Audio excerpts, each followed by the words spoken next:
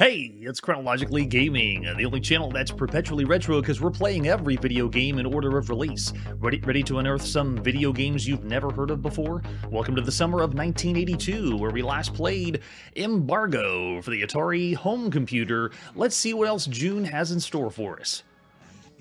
Our next video game release is Escape for the Emerson Arcadia 2001. Let's take a look at Escape, the newest console in town. Is it the best console? No. Here's the front of the box for Escape. Now, this artwork is a little different. I was saying watercolor they were doing for the front of these boxes for Arcadia, but this actually looks more like marker. And the character on the front, I'd say that's an amalgamation between the Kool-Aid Man and Pac-Man. Not sure exactly what's happening there. And the back of the box is not the real one, it is a fabricated one. Oh, Berserk clone. Cool, we love those. Let's take a look at the other artwork we have for Escape on the Arcadia 2001. There's the example of the cartridge we'll be popping in our home console. Did anyone have this console? Did you play this one? Of most of the home consoles, this is another one. I had no idea it existed until the show. Let's see the manual for Escape. This one is a photocopy scan, but if you had one back in the day, it would be color. Let's see how to play Escape. Object of the game is there's 4 different games plus 4 options, making a total of 16 possible play combinations. Yeah, right? Watercolors? It looks like it. The points are received when the man destroys the electrified aliens by shooting them in one of 8 directions, just like Berserk. If the man destroys aliens in one maze, it results in 200-point bonus. If the man escapes from your maze, you get 100 points. Although the man has 4 lives, they can be killed as the electrified aliens shoot at him. They can also be destroyed upon collision with electrified aliens or the electrified walls of the maze or the spinner that attacks the man from time to time after the game has progressed. I'm guessing the spinner is Evil Otto.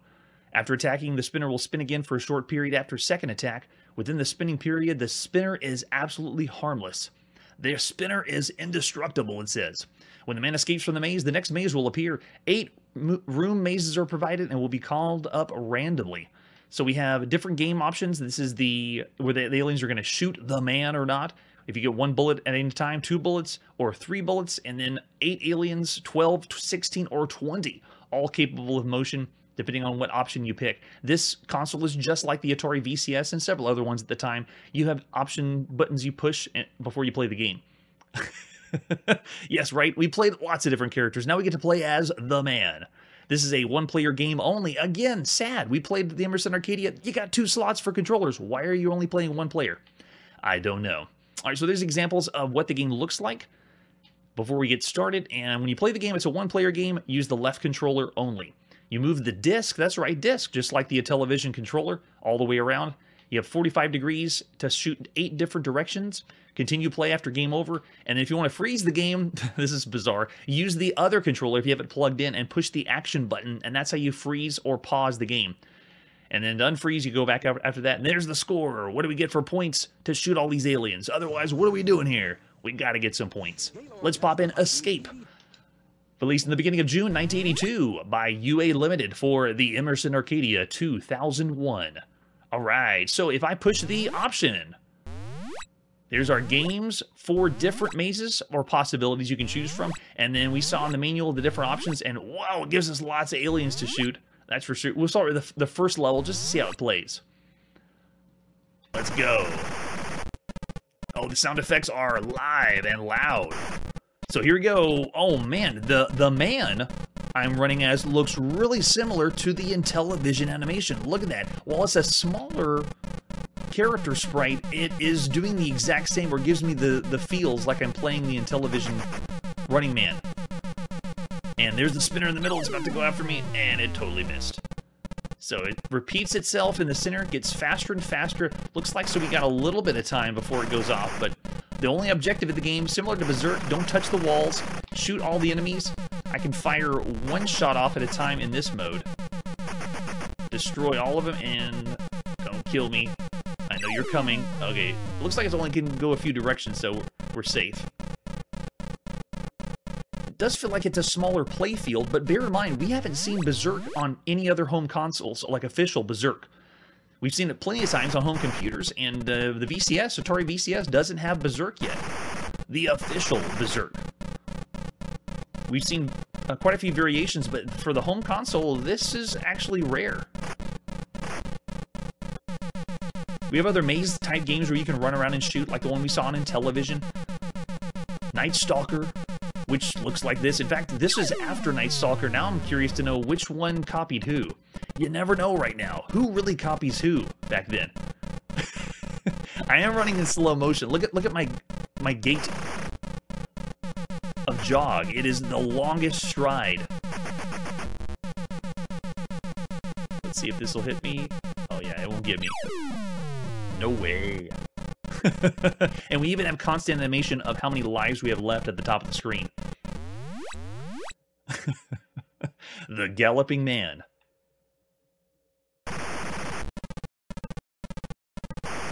Control-wise, feels really, really good. And for a Berserk variant on the home console, it's not something we typically see. Most of the time, they're more of a maze-style game, like we saw with Night Stalker. I love this. This is pretty good. No, we touched the walls on the way out. It is going to be coming out soon. We just haven't seen it yet. It hasn't been released yet. This is a system, though, that I wouldn't say is part of the console wars. The three big ones out there are Magnavox Odyssey 2, Intellivision, and Atari. The Arcadia, though, we've had a few duds. This one, though, is pretty good. Don't get me. The spinner's winding up. And it is a nice touch to know that Evil Otto isn't going to just appear off the side of the screen and randomly run around. It is a timer counting down, and it'll fly at you at a certain point, so you can expect it to come at some point. I like it. And this is a two-player game. No, I'm sorry. Wait a second. Why is there a score on the other side? This is a one-player game only. The manual said so, and I've tried playing this two-player, and we don't have it. But look at the score at the top. Above the option, there is a score, like it's supposed to be for two players, and they didn't program it in. Maybe that shows off the sloppiness of the Arcadia. Oh, I didn't notice that. You're right. At the top of the screen, it is mirroring my actions. Very nice. I still say this is an above average game for the games you could play on a home console at the time. Different game variations. I wouldn't push any far higher, though, than excellent or a really great console game, because it's a one-player only affair. But you would have some good fun out of it. So there you go. That is Escape for the Arcadia 2001. Of all the games you could play on a home console, it's above average. I could even go as high as 4 stars, just because of Berserk, and you don't see it as much. We are going to see the VCS version, which will kick it up a notch for the games you could play. I'm still going to go for the Arcadia. It plays well. Really fun. 4 stars for Escape. That is an excellent game. Yeah, and it does save the high, well, keeps the high score, but the very bizarre that it had a second place for a 2-player high score, but there's no 2-player programmed in. All right, so after Escape, that would be 2 pretty good games we've seen on the Arcadia so far. Let's press forward and see our next game. We're back on the Atari home computer. This is Escape from Volantium. Another game that we don't have a box for, but we do have a manual. Other than a few screenshots, let's see what Escape from Volantium is all about. You are trapped in an alien world from which you must escape by destroying the guard and maneuvering your ship through a maze. When the sentry is destroyed, a door which leads to freedom opens for a short time. You may re-enter the door by destroying the new sentry, but since time is of the essence, you will pay dearly if you have to fight multiple sentries. You will require skill and nerve as you learn to avoid obstacles in your escape that Volantium has prepared for you. To escape the alien world, you have to navigate through 10 mazes in succession. 9 levels of play are available, each with increasing complexity of mazes. Your score is displayed as the number of seconds required to make your escape. Good luck. Now, I could give my own synopsis of these games, but I prefer to read what they describe the games. That's why even in arcade games, we look in the manual to see what is the game supposed to be or how they say it's supposed to be. So sometimes when I'm reading it, I'm surprised at what I'm reading because they don't describe them as we would describe them now. All right, so this is a one-player only affair. Looks like joystick and plug 1. Basic in the left cartridge. We got that all set, and this will be on cassette that we'll be playing. Our goal is to escape in the shortest possible time.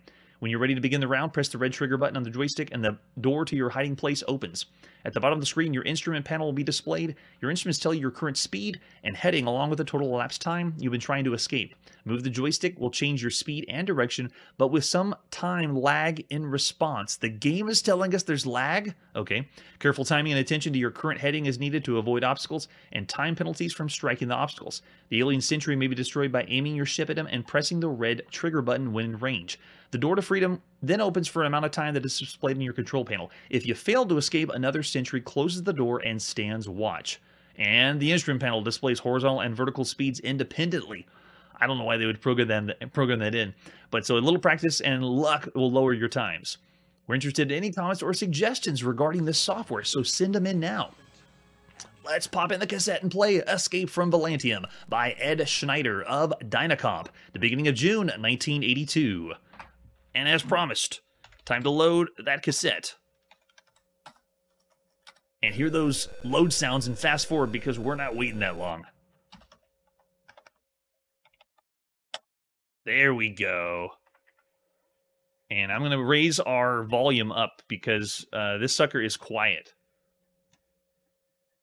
All right, so we want to do 9 different levels of difficulty. So we're going to pick level 1 to start off with.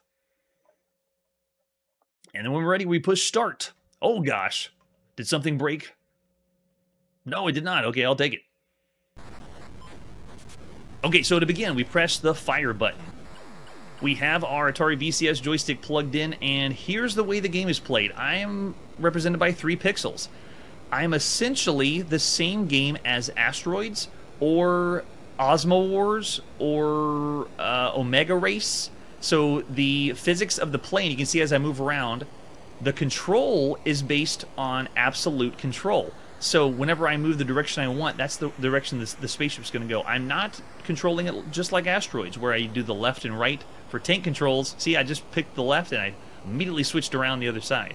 So it's different controls, but the physics are still there, while I would say it's very, very laggy. It feels like I'm flying through molasses right now. And you can hear the spaceship sounds in the background. I don't want to keep it too loud because that's all you hear is just the spaceship sounds. And there's me firing my laser cannon. And I get to the enemy. Nice and easy. Whoops, slow down there, partner. You blow up the enemy and then make your way outside to escape Volantium. So it's room by room. You're trying to get the sentry destroyed in a short amount of time and then escape to the next round. Round 1's done. We're ready for round 2, and you don't start until you push the red button. Like so. So the idea is really cool. It's kind of like we're playing Berserk, but we're in control of a ship, and you only have one enemy to destroy. It's a stretch to call it a puzzle game because you have to make your way... Oh, but if you touch the walls like that, you die. Come on, nice and easy. Yep, but you are having to fight whatever inertia was programmed in on your ship. And if you take too long, they close the door and a new sentry shows up. So here I'm going for the second sentry that's appeared. And I'm fighting again the molasses controls. Oh, but the sentry just changes positions? At random, okay. It's another title that has a really cool concept, but because of the play control, it throws it way down a notch. It should control like Omega Race or Asteroids, but the absolute controls work. It's actually cool that you don't have to move it like a tank. But the problem is you're just very slow to respond. Come on, nice and easy, quick before he reappears. And then you make your way off to the side. End of round 2. And so it continues. So if this had a better control of the ship and didn't feel so slow or sluggish, this would be a higher rated game in my opinion. But Escape from Volantium is a subpar affair. We played lots of other titles that do things much better. So while it isn't a bad title, I'm going to go 2.5 stars just because of how clunky it is. It's not a very fun experience. Eventually, I don't want to say you get used to it, but eventually you deal with it. But it wouldn't be something compared to all the other computer games you could play at the time. That's too bad, too. Fun idea. We've seen that time and time again. The game has great ideas, but just doesn't execute. And with that, let's press forward and see the next game. We're now on the Apple II, and this is The Final Conflict. It's the final conflict. Let's take a look at the box. There we go, by Hayden Software. This is a strategy game. Final Conflict has a nice presentation for the box. The scoring is simple, survival or annihilation. Let's flip it over on the back. This is the cold and deadly battle for survival. It's a war of wits, nerves, and daring as you program your robot weapons to carry out their mission. Seek out and destroy the enemy base. Be on guard. The enemy has sent his mechanical hordes in search of your vulnerable base. You are the central controller and artificial intelligence. That's right. You're playing as the AI in this game, pitted against an implacable enemy, either the computer or you can play against another person. You use your limitless supply of robot weapons in a strategic confrontation by programming them in advance of the battle. Then observe in cold, calculating silence as they carry out your command. You can choose to wage tactical war where the outcome can turn on split-second decisions. Either way, you choose the type of battle and you tell the robots what to do. And then down at the bottom is some other titles by Hayden Software Company. Yeah, I love the box. Now, usually when we see good boxes on computer games, it means the game's pretty bad. Let's see what happens. What other artwork do we have for Final Conflict? We have an example of a fan art of the disc and a reel and a few screenshots, but we do have the manual. We are the central controller, an artificial intelligence pitted against an implacable enemy. You direct your foes through dangerous fields from your position in an all-too-vulnerable base. Vulnerable base, okay. Your robot weapons must avoid radioactive craters and ruins of demolished civilization and enemy weapons as they seek to destroy the enemy base. You must be fast, accurate, flexible, and foresighted as you program your troops. Otherwise, Final Conflict may be played with emphasis on either a tactical or strategy game. Now, tactical, I don't know why they say tactical or strategy. It's both of those games. You can play against either a computer or a human opponent. And to play this, you need a oh, this is the Commodore 64. Oh, nice. So we're playing on the Apple II. We don't know what a Commodore 64 is yet, but I guess these instructions will work for both. So we load the game up, we pick either between a standard game, they're going to have 9 buildings and trees and hills, and then the battlefield, where's the, there we go. How do we select the game? You have to pick the game speed, and the order preparation time can be between 0 and 30 minutes, and then you have the terrain map available with city, country, town, desert, wasteland, and then custom. And then here's an example of what the battlefield is going to look like. We have our base, where it occupies 6 squares, because this is a square-based, not a hex-based grid, but a square-based grid that you'll be playing your strategy game on. And then we have craters, some large craters, buildings, lakes, woods, hills, and then programming your robot army, because this game, you are just giving the commands of the robots, and they execute the commands in a turn-based style. Orders are given to your robots by moving the joystick until the proper command appears on the screen, and then pressing the button to enter the command. Robots can be programmed only before the battle begins and during the lulls of action. 10 robots can be active on each side at one time. Both sides have unlimited supply. So if you want to play with 2 people, you both could be putting in your commands, but whenever you're done putting in commands and it executes, you just sit there and wait, and the robots do the command so you see if it works or not. Yes, maybe Skynet did publish this game. The commands are left turn, right turn, move, and this is a 2-part instruction. You say how many squares you want them to move between 0 and 9. And then wait, how many turns do you want them to wait? And then we have release. It ends the preparation stage of your robot and allows you to begin programming the next one. So release would be like, Coco, release. Cancel deletes previous instruction. So if you put in the wrong instruction, you have to say cancel so that it goes through the instructions in order, kind of like a computer, because that's what you are here. And they have some tips to play down in the bottom right corner. So this is the Apple II release, the very first one.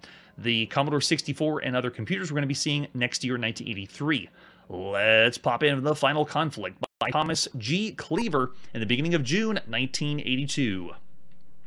It's 1982! Where are you? There's the Apple II Fade. You can't have an Apple II game without the Apple II Fade. There it is, Final Conflict by Thomas G. Cleaver. And I'm going to be speeding this up because it does take quite a bit of time. Here's the opening, the Final Conflict.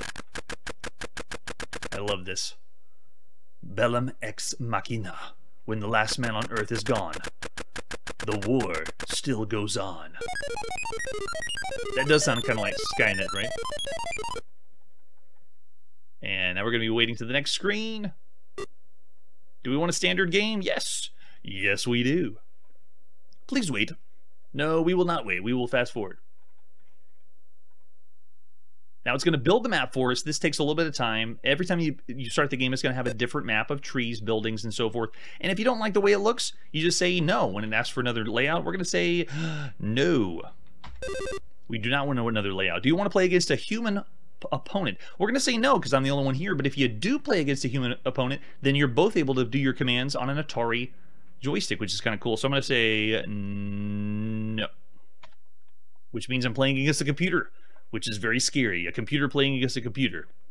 Or a human playing as a computer against a computer. And now we're back to loading again. So I will fast forward again. Ah, the loading. There it is. Do we want sound effects? Yes, we do. And we are in. So now you take your Apple II joystick, and you can see me in the bottom left corner. That's showing the different commands. So I'm just moving the joystick around on my Apple II and saying what I want to do. So I want to go ahead and say, let's move my first robot. Let's do 1 space. So that's the first command. And then I want to turn left next, left turn. And then I want to move 3 spaces. So move 3. And this is all being being used with the joystick only. And then after 3 spaces, I want to do another left turn. And then let's say release. Where's my release? There it is, release. Now the orders are complete for the first robot, and it's going to complete those and as the first robot comes out. And the next robot, I want the next robot to move forward 2 spaces. So execute 2, and this time I want it to turn left and move 1 space. So every one of the commands is almost like you're programming like a computer would understand. Each robot goes through the commands, and then when you execute, the computer, which I'm playing against, and myself, the robots will move out of our towers and then do their orders. Yeah, gameplay is tedious. It does kind of remind me of, if you're familiar with real-time strategy games, how you design a builder or a generator, and then from the generator, see, we're doing our moves now, so it's executing, and the computer is also executing. So here's what we're going to see what happens and see if my moves execute right. I'm in the top left. In the bottom right here, where the tank is where the enemy is. And you can see they're popping out and generating, and now I can decide more moves, and yep, there we go, it's switching it out, turning to the left. Go, robot, go! So it is very much a tactical strategy game, but where it falls flat is how slowly it loads and to get used to playing the game.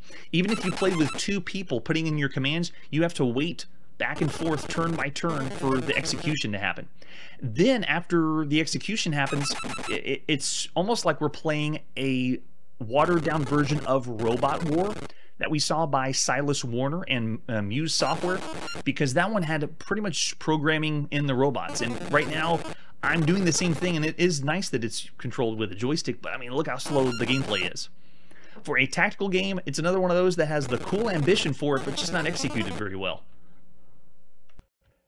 So because of that, if it was a little bit faster gameplay and the tactical strategy of sending out robots and attacking the enemy worked a little bit better, then I'd rate this higher. But in the meantime, I'm just going to go, it's an average game. I'm going to say for 1982, this is 3 stars.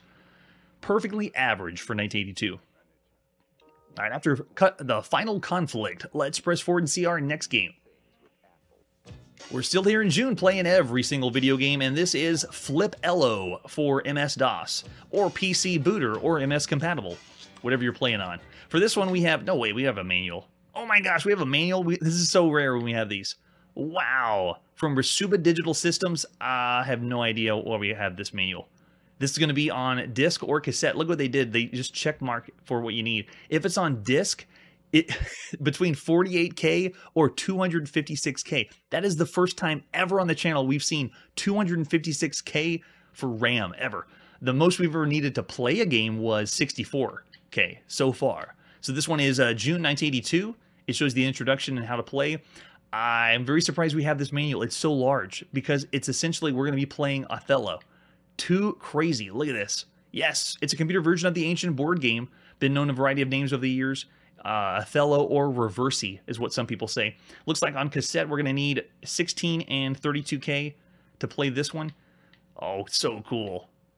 Typed up manual. How in the world did we get this? Thank you, Video Game Preservation Society.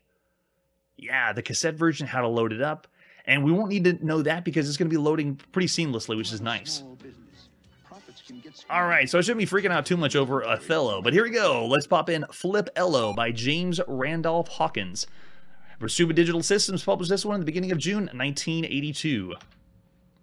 All right, the IBM computer's name. We'll put in Chrono first. And for black, last person in chat was Manly. Manly Stranger. So we've seen and played lots of different Othello games, and this one is a poor version of Othello. This is the way the screen looks before you begin. Pretty bare bones for IBM, for home computers in general. And then the only thing I could say a plus for this is if I hit question mark, it actually says, the hint just says there's a move. It doesn't tell you where the move is, but it does say you have a move or there is a move. Not very helpful. To actually control this, you're going to use cursor controls and then put in your X or O where you need to. It is a very clumsy affair for the IBM PC, and it doesn't play as well or smooth as other Othello versions we've seen.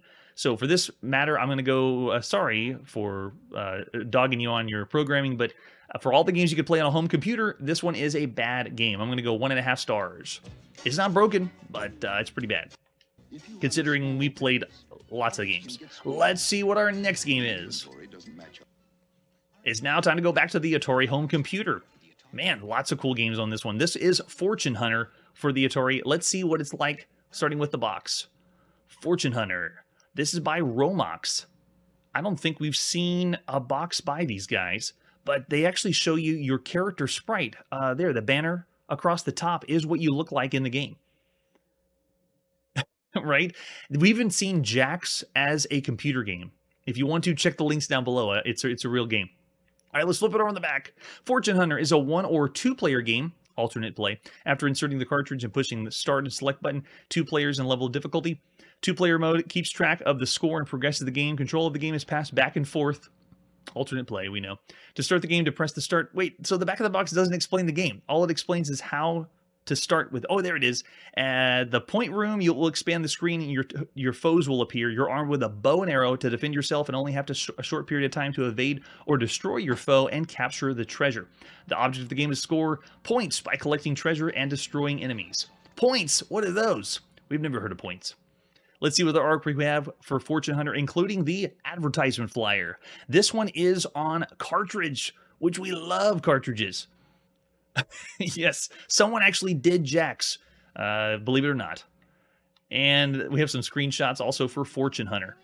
Really excited to play this one. We have 2 different versions we could play. We're popping in the disc and playing Fortune Hunter by Tim Schmidt of TJS Industries, published by Romox in the beginning of June 1982.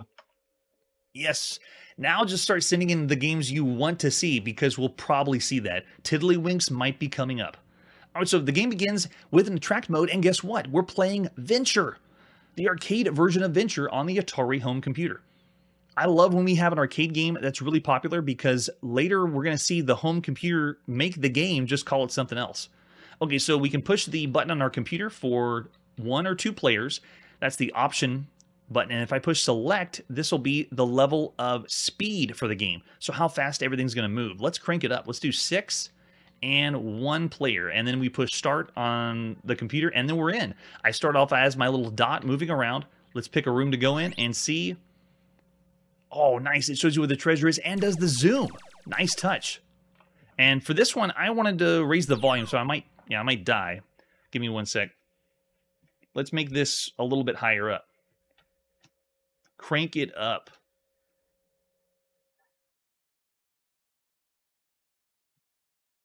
All right, let's see if that's a little bit better. All right, so now I can't believe they did the fade into the room. That's nice. Oh, and you touch the walls or you touch enemies and you die. Let's try it again.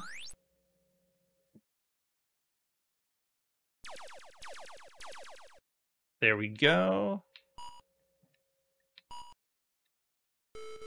So this is even looking better than the arcade, because Venture was just the smiley face with the arrow attached. This one looks like a person that you're moving around in Fortune Hunter.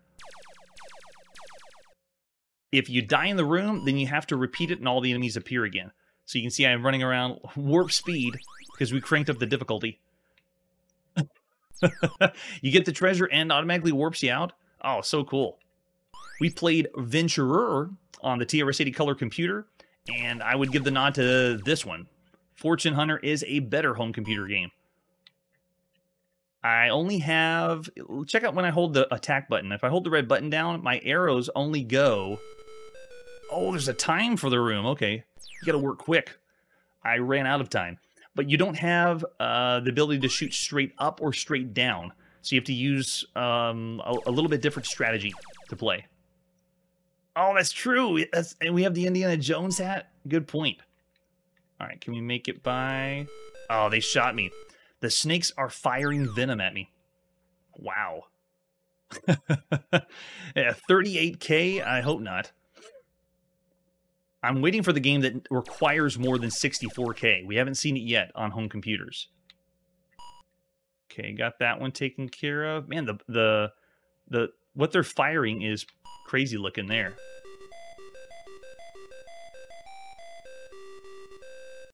Is that the ultimate game over sound? That was adorable. Snakes. Why did it have to be snakes? Let's check out this next room. Oh yeah, I love this. Already enjoy Venture in the arcade, so to be able to play this is really fun. Let's see, anybody else show up? Now, every room has different puzzles as well. So this one, I have to... Oh, the time is up. Whoa! Oh, that's right. We made the difficulty so that it's going very, very fast. So you have to be quicker. So let's change the option for that. I'm getting a time, like, to play. So let's change, go back to the main screen. I want to do one player, and this time let's go 9 level of difficulty. We'll go to 1, and let's push start on our home computer and try it again. All right, so now try the Scorpion room again. Does it change my speed? Let's see. It does. So now I'm moving much slower, and where's the time? I don't see where it's giving me the times up, but now I don't look as frantic, but 2 frames of animation. But still, I'm not playing as a smiley face like I was in the arcade with Venture.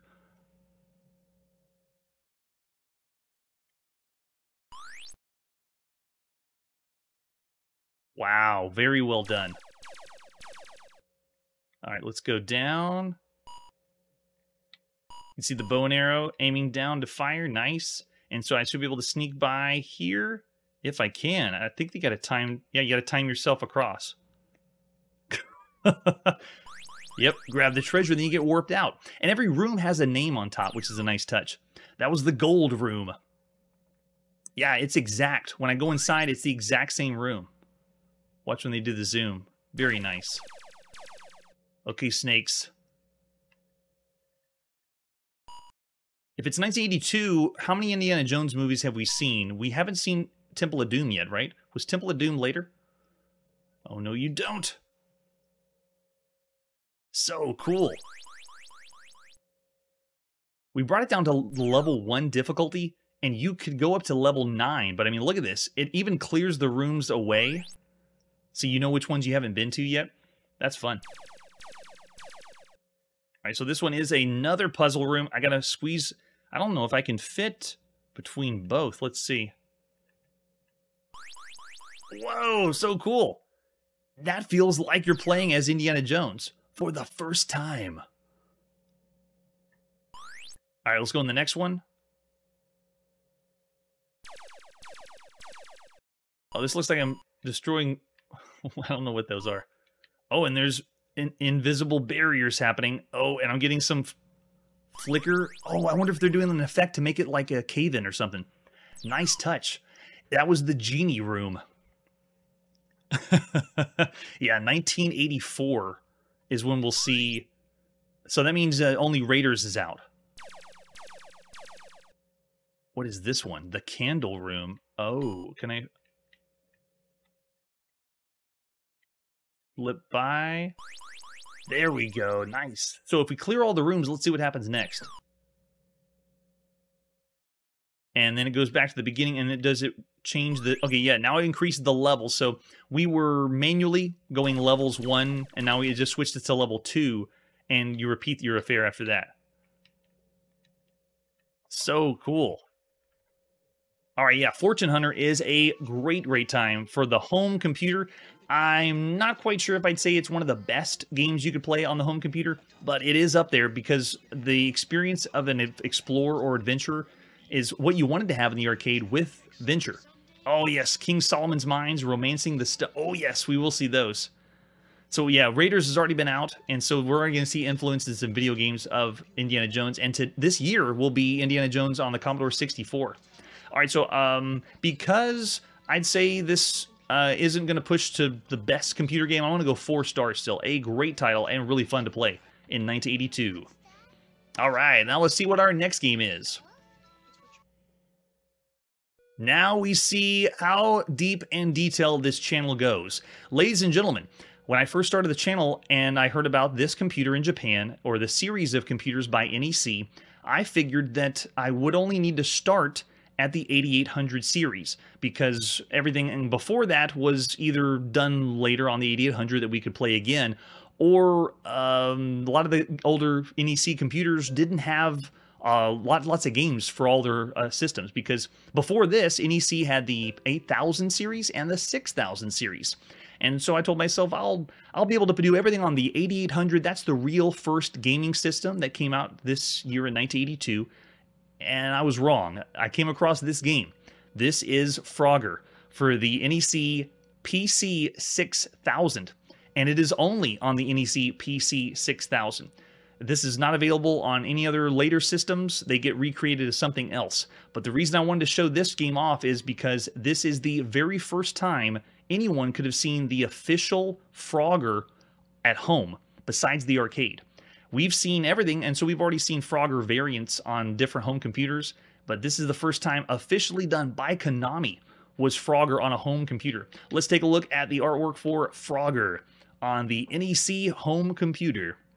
This is technically the PC-6000, but anything that's falling under the range of the older NEC Japanese computers, we'll be just saying it's the 8800 series, because that's the new cool computer in 1982. So here you go, here's the front for Frogger. Wow. And it's bizarre, it's all in English too, but look at that, it's Konami. And Frogger really looks scared, like he should be. Yes! Never would have seen, that's awesome.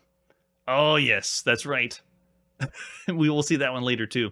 This is the front of the manual for Frogger. I don't have the actual scans. All I have is the scan of what the manual looked like if you bought it for your home computer. And then we also have the cartridge. There's the front and back of the cartridge, and an example of where I got these scans.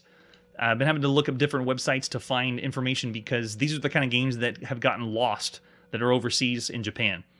All right, so the game itself I could not find. We will not be able to play Frogger. So what you see on the screen is the very first time, the only time you could have played Frogger at home besides the arcade, officially. We've already played some great variants. In fact, I want to give a shout out to Pacific Coast Highway. That Frogger variant is one of the best out there. But this is what you would have played, and based on the gameplay footage, oh man, it's bad. In fact, I'm going to go ahead and rate it bad unless someone can give me a copy of the PC-6000 version of Frogger and we play it ourselves. But the game itself, you're playing not even as Frogger, you're playing as a person. You're a human being, a stick figure human being. And then the stick figure human being makes their way across the pond one tile at a time. So not the best way to play. There's other ways to play Frogger, but this is the first time officially you could play. So I'm going to say 2 stars of all the games you could play on a home computer. Sorry, Frogger. We know there's better out there. And with that, let's see what our next game is. We are still in Japan, and this one is on the NEC PC-8800 series. This is Galactic Wars 1. Let's take a look at Galactic Wars 1, starting with the box. I love it. Yeah, you play as a prince. So maybe it is an upgrade. Who knows? Here's the front of the box for Galactic Wars 1. A majority of it is in Japanese. If you look down in the bottom left, it's a fantasy war simulation game. And this is the advertisement you would have seen in magazines at the time. The releases of these titles, or when they came out in June 1982, I heard from OMZ and ASCII magazine to find around the range of June 1982 in Japan when you want to see these. Oh yes, they will have much better games later on, that's for sure. This one's pretty cool as far as history goes because this title is the very first release by Yoshio Kyo, the first release by Nihon Falcom ever. So this is the beginning of the East series, the beginning of the Dragon Slayer series. It all began right here with Galactic Wars. And this one we are playing. Let's pop in Galactic Wars and play. The beginning of June 1982 by Yoshio Kiya. Nihon Falcom Corp brings us their very first game. How we're going to play a strategy game in another language, we'll wing it.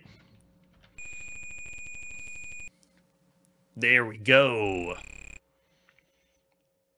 And bear in mind, there is other systems by NEC, and this one's the newest, coolest computer. So over there, we're going to be seeing the release of the also Sharp MZ, and then later a few other systems. There's lots out there, and this one's like top of the line for computer games. That's why we've been playing, we'll be seeing more on this system.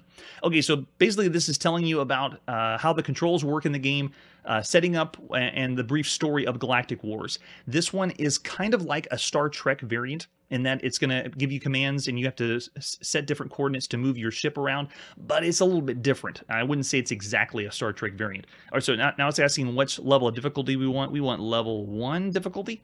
So you push 1 on the keyboard and let's go. Oh, the music, yes. Sadly, we don't get to experience any music for this very first release. This one's just a strategy game. Most likely, Yoshio Kyo, he played the Star Trek game and loved the strategy and wanted to make his own, and here it is. So what do we do for our turn base? You pick the different units you want and move them around the system. All right, so we want to enter a command for, let's do the Falcon. And let's do shooter's command. And let's see, we want to add more to it. So we have fighters we want to stand by. Let's go ahead and add some more fighters. How many do we want to use? Let's use 20. And how many attackers do we want? We pick attacker, and let's do 20 attackers. And this is just building up our armament before we traipse around the galaxy. All right, so let's do bombers. I'll do 25 bombers. Very nice, and that looks good. So now we go back. And for our Unicon, let's pull that menu up. So it's all a menu-based game. You're making the decisions of where you want your ships to go, and it's not a total let's take over the universe kind of game. It's more of a turn-based tactical war game. That's what we're playing. All right, so next one we want to do is check out what's on the planet. So we push number 3. And now we can change what kind of shooters we want. Look at the reports. So I push 3. Give us the full report. There it is. Well, it's all in Japanese. And now we know what the full report of what's happening. And notice that every time we finish our turn, it's progressing time. It's keeping a date. Start date, day 3, month 3, year 2432. And whenever I play this, I just imagine other people in Japan still into Star Trek or sci-fi style games, because Space Invaders was created by Taito in Japan, so everyone was still part of that space craze. And this one just itches the notch of wanting to play something a little bit more tactical than just having to shoot everything up. Oh yeah, for a mostly text game, it is very colorful. They're using the graphics, not the text mode of the PC-88 to play this. All right, so that gives you a brief idea of what to expect. It's not the most action-oriented or heavy game, but Galactic Wars is still a pivotal title. The notch of our hat for playing everything under the sun. Of all the games you could play on a home computer, it's still around the average range. It's close to a Star Wars variant, and we're going to see lots more Star Wars variants, so I would say it is a above average title. This computer can do a lot more, and we're going to see it do a lot more later. So I'm going to say 3.5 stars for Galactic Wars 1, The Dawn of Nihon Falcom. All right, let's see what our next game is. It's time to go back to the US and play the release of Gorf on the Atari home computer. Let's take a look at the box for Gorf. Oh, I love Gorf, and here it is, coming home officially. Yes, it even says Midway's Gorf at the top. We're going to be using a cartridge to play for this one. Flip it over in the back, and they are going to be doing 4 of the 5 screens in the arcade, so they're missing one. I think it's the Galaxian screen, because they have one like Space Invaders, one like Galaxian, then the Laser Attack, then the Space Warp, and then the Flagship. The unique sight and sound adventure that enlists players into the interstellar space force for challenging voyages against the Gorfian Empire. Your mission: repel attacks by droids, anti-gravity, bombs, anti-particle lasers, kamikaze ships, Gorf's fighters, sub-quark torpedoes, and destroy the Gorfian forces. Can you survive? Oh yes. Oh, Dragon's Lair came out in 1983. Not where it is exactly yet, because I'm currently working on preparing 1983. Yes, a real leap forward, definitely. All right, so we have other artwork for Gorf. They have an alternate box that you could have seen besides the one by cartridge. This is the one that you would have seen if you had the disc version. And then we all had the ad you would have seen in magazines. For the fun of it. Oh, very nice. This is all the things that Rockin's going to bring to us later, like Wizard of War, Deluxe Invaders, and Anti-Sub Patrol. So we'll be seeing those later. This is the first one. Gorf, brought from the arcades home. And we have the manual. How do you play Gorf? So cool. So connect your Atari computer, put that cartridge in, and then if you have the disc, it's a self-loading disc. Very nice. And self-loading cassette? No way. Probably still have to wait a while for it to load. And then when it's loaded, it does an attract mode just like the arcade game. You can play a 1- or 2-player game, but both players use the same joystick, so it's alternate play. And then you can pick different difficulty levels between Cadet and Avenger. Has 4 different missions, or 4 different screens, just like in the arcade. Oh, yes. This one was 50 cents to play Gorf? No way. Man, I remember when games started to be $1, you had to put 4 quarters in. That's ridiculous. And we can also pause the game to play. We have the Astro Battles screen, which is very similar to Space Invaders. Then we have the Laser Attack screen. The Orbital Space Zone is Gorf's first line of defense. Then we have the Space Warp, where we have to avoid everything. And then the last is the Flagship. So they're doing 4 of the screens from the arcade. Can you survive? And there we go. Rockin gives us their program catalog. What else is going to be coming out? And we'll be playing all of it. Oh, Dragon's Lair was the first 50 cent. Yes. Oh, yes. All right, we have other versions, including one that was a trainer, like to cheat if you wanted to. Let's pop in the cartridge of Gorf and play by Dave Nutting Associates and Rockin Corporation in the beginning of June 1982. Oh, yes. Putting in more money gives you more ships. We've seen that in a few of their arcade games, too. Oh, man. Yeah, that's true. We have a lot of money here on the channel. We can play everything. The evil Gorfian robot empire is attacked. Your assignment is to repel the invasion and launch a counterattack. You will engage various hostile spacecraft as you journey toward a dramatic confrontation with the enemy flagship. Now let's do this right. There we go. Alright, time to play some Gorf. So this one is lots of different difficulty levels we could pick. I'm going to do a 1-player game starting on Cadet level. But you saw, we could go all the way up to Avenger level if we wanted to. Oh, that's cool. While it's loading in the enemies, we can fire an attack.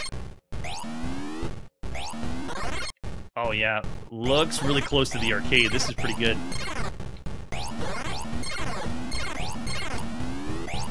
I should have upped the difficulty. We played a lot of Gorf-style games, so we kind of have an idea of how it works.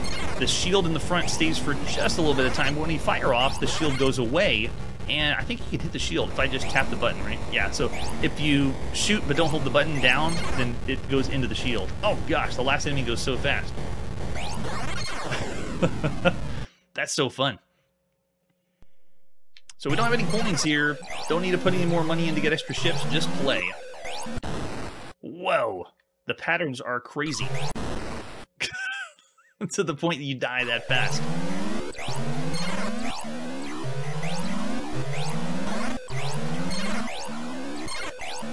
Okay, just getting down, seeing what the pattern is. It's a little erratic for this one.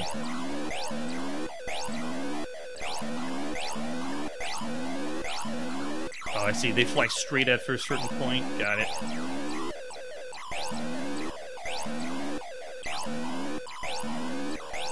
Come on.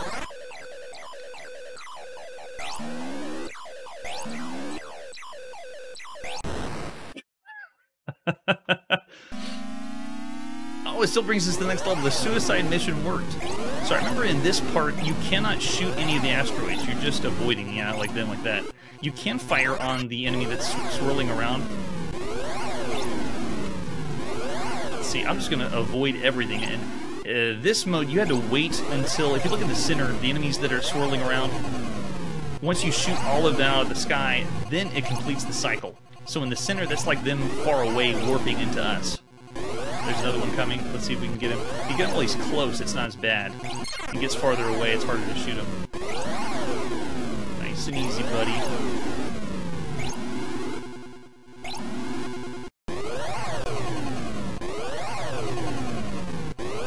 Wow, this looks and plays really good. I already enjoyed Gorf in the arcade, and even though we're missing one screen, it's still an incredible game. When it first came out, I gave this one in the arcades 5 stars as one of the best arcade games you could play at the time. And then we've seen it on the Commodore VIC-20. So this is the second time you could play it on your home computer. I don't know what's next, because after we play all the retro games, by the time I get to Neo retro games, they'll be retro. Because I don't even think I'll be able to get to the 16-bit era. After the release of the Commodore 64, I'll be playing video games forever. I just finished the catalog of every game in 1983, and there's over 700 Commodore 64 games just next year. There's that many. Alright, I gotta make my shot to the center core. Oh, no, not there. Gotta hit the center. Darn. Oh, that should have been the core. Oh, and you explode in spectacular fashion. All right, so what do you think? Is Gorf one of the best computer games you could play at the time? Is it better than the Commodore VIC-20 version of Gorf? I would say yes. Oh, that's a freaky... the pause of the lady on the commercial.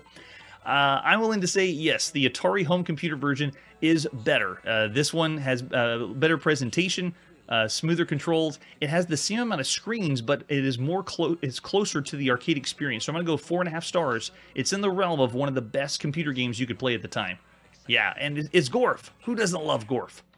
Show of hands. Come on. All right, and with that, let's press forward and see our next game. We're now going to England to play the Zinclair ZX81. This is Invasion Force. Let's take a look at Invasion Force, starting with the box. Well, not the box. This is the cassette that you would have seen by Simon Wadsworth. We need 16K inside of our ZX81 to play. What other artwork do we have for Invasion Force? There it is, all the way opened up if you wanted to open the whole sleeve with an example of the screenshot. And for other versions, we just have an alternate one. So let's pop in Invasion Force in our cassette tape. Arctic Computing did this one at the beginning of June 1982 by Simon Wadsworth. All right, you're the sole defender of the Earth against a huge army of hostile aliens. You have 3 laser bases with which to thwart the attack. The main objective is to make a hole in the moving force field and to fire at the aliens through it. Then you must destroy the main ship by shooting the thin lines of gray, which are set into the top of the ship. Beware the black blobs in the force field. If you hit one, then the damage is done to the main ship is repaired. What? Okay. Press any key, we'll move forward. And the bomb ship is looks like that and drops an asterisk on your ship. Watch out for the asterisk. This is your ship. It controls with the 1 key, the 3 key, and the 9 key. And just for reference, this is the Zinclair ZX81 keyboard. The cursor keys are 5, 6, 7, and 8. And so we've seen this before. But you are playing on a membrane keyboard, not even a chiclet keyboard. This is like a computer or calculator keyboard. The game is over when you have run out of ships or the bonus reaches 0. Press any key to start. Yes, the TV. Oh, yeah, it does have very clear. Look how nice this is. Ooh, very clear. All right, what do we begin? Let's begin as beginner before we get our ass handed to us. All right, so the high score today is nobody yet. Press any key to continue. Let's go. All right, so I'm using the keyboard only to control and the fire. There it is. So you break the force field and asterisks fall down. And we also are getting bombed by other asterisks from the enemy ships above. So as soon as you make the shot to destroy the force field, it's going to rain down some, I'm not going to say asterisks anymore, bombs. We're using our imagination here. Okay, so I thought when we landed on the black squares that would restore the force field, but it's not. Okay, I wonder what the black squares do then. We fire into, and we're trying to get to the sweet spot of the enemy ship. And just a few years ago, we were playing arcade games, and the arcade game had bosses as the new cool thing. And here it is. We're playing home computer games with bosses. Oh, that's what it is. So do not land on the blocks in the force field that are dark because it restores the main ship. I see. Okay. But at least we're breaking down the force field. I wonder if we can destroy, if we get the bomber, if the bomber goes down, what happens then? Let's see if we can just break our way through. Nope, hit the force field there. Try it again. Almost. Go. Okay, we're getting close. No way. And it has a rotating area too? What? And if you're thinking, where's the sound? This doesn't have sound. The ZX81 has no sound. Oh, almost. Come on. Break through. Go, go, go.